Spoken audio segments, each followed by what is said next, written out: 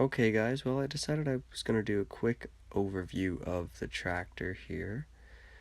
This is a voiceover today. I just wanted to try to change it up, but I've done a fair few things. Let's start here at the tires. I actually modified these original turf tires and just went out and bought a chisel. Not this chisel, but bought $10 chisel and sliced them up, both front and rears. Left the center ribs on the front there, as you can see, so there's a little bit more side to side traction, but on the rears it's really just front and back that I cared about, so it just got kind of a paddle tire style, but looks pretty good, and for $10 it was a great addition.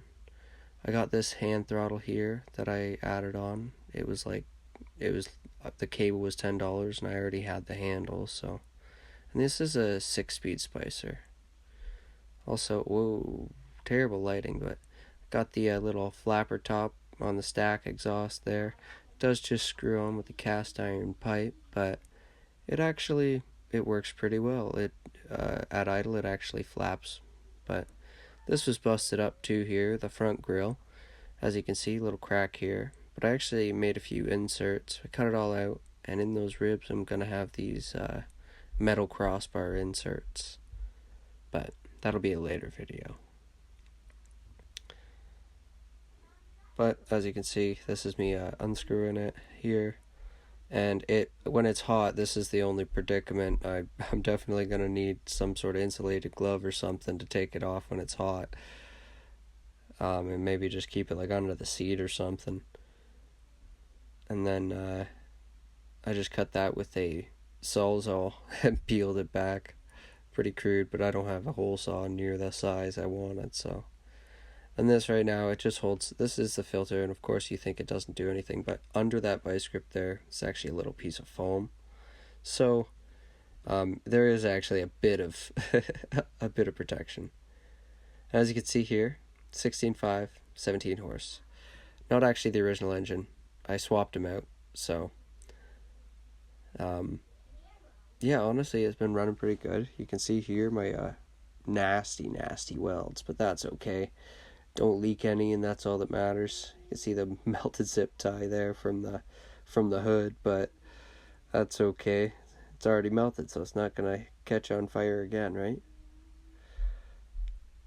But overall, still a pretty good tractor. I still have the stamped steel front end here, and I do have actually a different one here. This is another storage. That's actually the original muffler that I'm moving there now.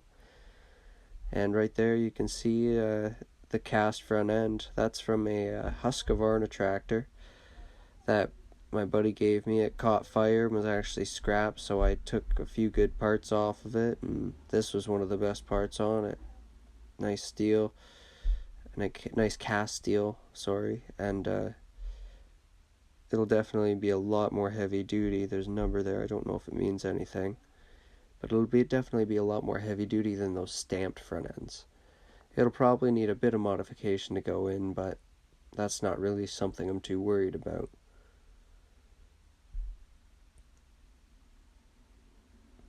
But overall, there's a fair few things to do still. Like, the main thing I want to do is the rear end here. It's all tucked in behind this plating, and it drops out with like 4 bolts, and you take the shifter off, and you're able to this is a grease-filled transaxle, so you're actually able to remove all the grease.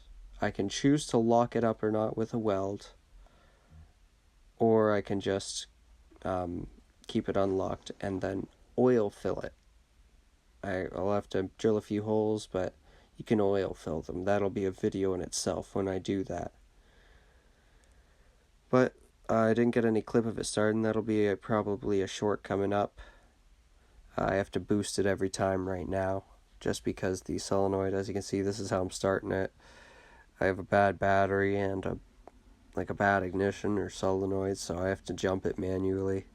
But that's all the time in this video, so if you want to see a run, make sure you head over to my channel.